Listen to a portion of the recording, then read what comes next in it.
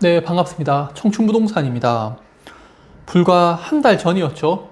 달러 매수하세요라는 그런 영상 올리니까 많은 분들이 미국의 금리가 인하하기 때문에 환율이 하락한다. 그래서 달러 매수는 맞지 않다라는 댓글이 달렸었는데, 지금은 그런 이론적으로 흘러가는 시장은 아닙니다.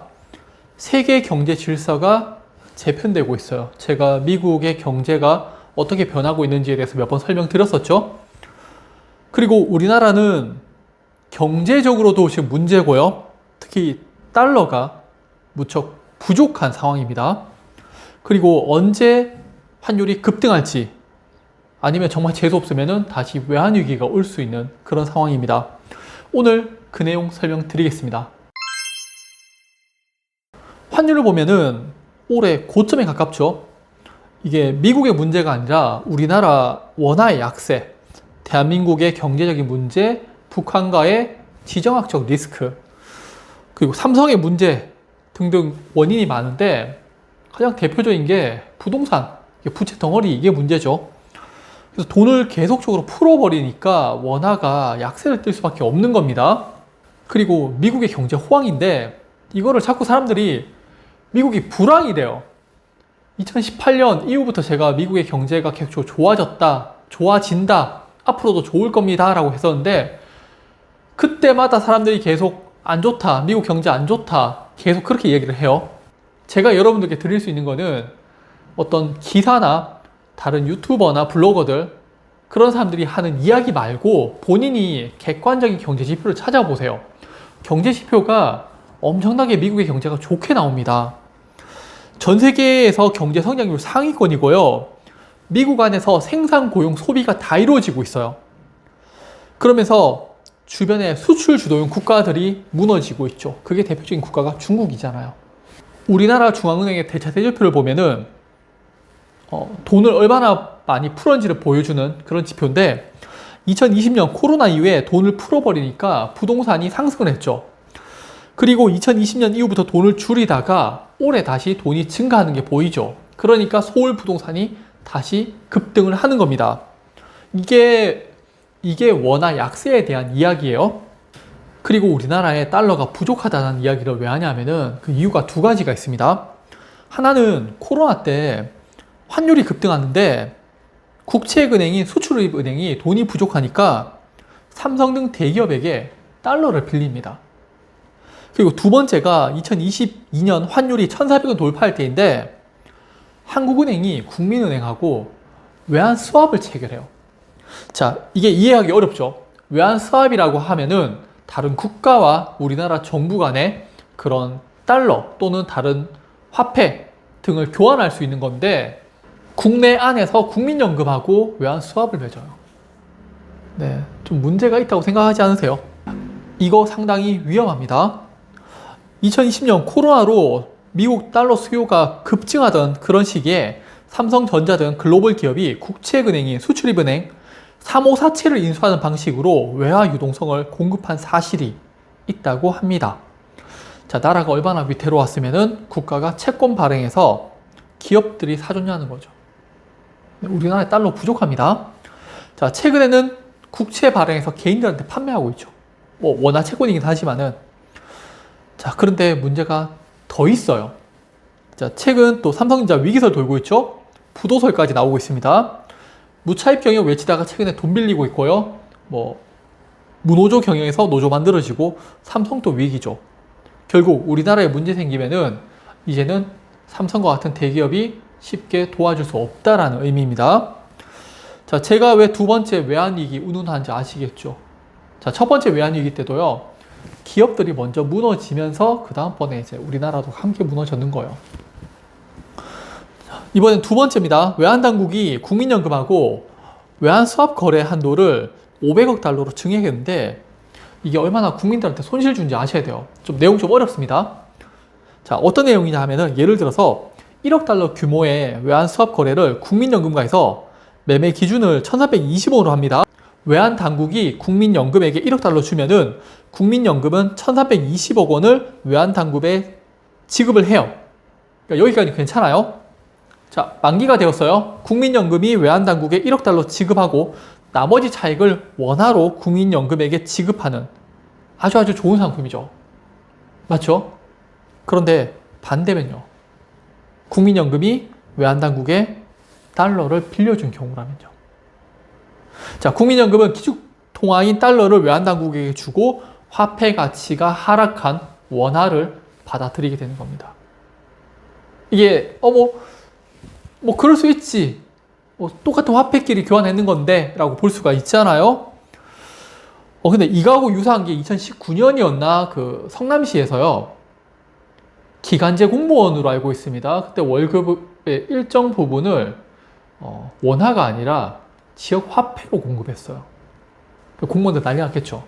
네, 마찬가지예요. 달러 빌려주고 원화로 받아버리기 때문에요. 달러의 가치는 높은데 원화의 가치는 낮아지고 있잖아요. 네, 상대적으로 상당히 불리해지는 겁니다. 그거를 국민연금이 하고 있는 거예요. 자, 그래서 제가 이거 상품이 나쁜 거라고 하는 거예요. 서로 어떻게 교환할지 모르겠지만은 그래서 이거를 왜 국민연금과 하는지 저는 도통 이해가 안 됩니다. 자, 그리고 문제가 이런 외환 수합을 하려면은 기축통화국인 미국하고 하는 게 맞잖아요. 그런데 2021년 12월 31일에 미국과 통화 수합 계약은 만기로 종료가 됐어요. 네. 그러니까 국내에서 서로 이제 주고받고 하는 겁니다. 그리고 하는 국가가 튀르키예, 말레이시아, 인도네시아 같은 국가고 그나마 일본이 한 300억 달러 정도 그렇게 하는 걸로 알고 있어요. 다른 국가는 적은 금액으로 하고요. 우리나라에서 서로 주고받는데 그거를 500억 달러로 하고 있는 거예요. 이게 최악의 경우는 우리나라 외환당국이 망하게 되면은 국민연금도 함께 망하는 거예요. 우리 국민들의 미래가 없어지는 겁니다. 대한민국의 달러는 부족하고요. 경제는 안 좋아졌습니다. 부동산 버블로 부채는 증가하고 있죠. 그래서 이거를 어떻게든 돈 풀어갖고 막고 있는 거예요. 결국 우리나라에선 내수경제 활성화, 부동산 붕괴를 막기 위해서 계속적으로 유동성 공급, 금리 인하, 무슨 지원금, 무슨 보증, 정책 대출 이런 걸로 돈 지원해주고 있고요. 자, 그런데 문제는 미국은 돈을 좀 계속적으로 줄여가고 있죠. 경제가 호황이니까 물가가 상승하죠. 그러니까 고금리가 필요한 겁니다. 이번에 0.5% 금리 인하했는 거 제가 정치적인 게 강하다고 말씀을 드렸고 그나마 미국 경제가 안 좋다는 거 그거 파산 건수였나? 그게 좀 많이 올라갔다라고 했었죠. 미국은 수입 주도형 국가였어요. 그런데 이제 생산과 소비를 함께 하면서 해외 국가들의 생산을 점차 줄이기 시작을 하죠. 그리고 또 화폐량을 줄이고 있어요. 전 세계 유통량이 줄어들면은 신흥국들 위주로 무너지는 국가들이 발생하게 되겠죠. 그 대표적인 국가가 지금 중국이잖아요. 그리고 그 밑에 하청업체인 우리나라가 있고. 계속 얘기하지만 우리나라 내부적인 문제 엄청나게 심각합니다. 터지면 IMF고요. 안 터지면은 난미행, 하이퍼 인플레이션이라고 보시면 되세요. 우리나라의 경제가 얼마나 문제인지 보면요. 미국채 10년물 금리는 4.75%에서 하락해서 이제 4.2%로 다시 올라왔죠. 그러니까 미국의 기준금리 인하만큼 미국채 금리가 하락했다라고 보시면 되세요. 그리고 미국의 달러 인덱스는 올해 고점에 아직도 미치지 못하고 있죠. 그런데 환율은 달러와 원화의 차이인데 올해 1390원이 가장 높은 수치인데 지금 1390원까지 도달을 한 겁니다. 달러가 하락했는 것 이상으로 대한민국의 원화 가치가 더 폭락을 했다라고 보시면 되세요. 경제는 안 좋고요. 가계기업, 정부의 부채는 계속적으로 증가하고 있습니다. 그래서 외국인들은 주식 팔고 나가고 있죠. 자꾸 달러 망한다라고 이야기 하시는데 말도 안 돼요. 네. 달러 망하면 뭘로 결제할 건데요? 금으로 결제한다? 근데 예전에 달러를 금본위로 했었잖아요. 시작은. 그리고 전 세계에서 금을 가장 많이 보유한 국가가 미국이잖아요. 그럼 다시 달러를 사용할 수밖에 없는 거죠. 그리고 달러 망한다고 이야기 하시는 분들 제가 이해할 수가 없는 게 우리나라는 그 달러보다 수십 년간 화폐 가치가 더 하락을 했단 말이에요. 그럼 달러 망하기 전에 우리나라가 먼저 망해야지 정상이에요. 그러니까 우리나라 안 망한다? 외환위기 없다? 그런 거 없습니다. 아르헨티나 보시면 우리나라보다 한때 부국이었지만은 지금 몇 번의 외환위기를 거치면서 나라가 좀 안 좋아졌죠. 그리고 마지막으로 인도 루피와 환율인데 우리나라보다 경제 성장률이 더 좋고요. GDP가 더 높습니다. 그리고 앞으로 중국을 대신할 국가로 떠오르고 있죠. 그런 국가의 환율도 계속 상승하고 있습니다. 자, 그럼 오늘 내용 정리하겠습니다. 무조건 우리나라 터진다, 무너진다 이런 내용 아니에요. 하지만 위험하고 이런 리스크가 가지고 있기 때문에 외국인들은 우리나라에서 자금을 계속 빼가고 있어요. 그래서 환율은 계속 상승하고요.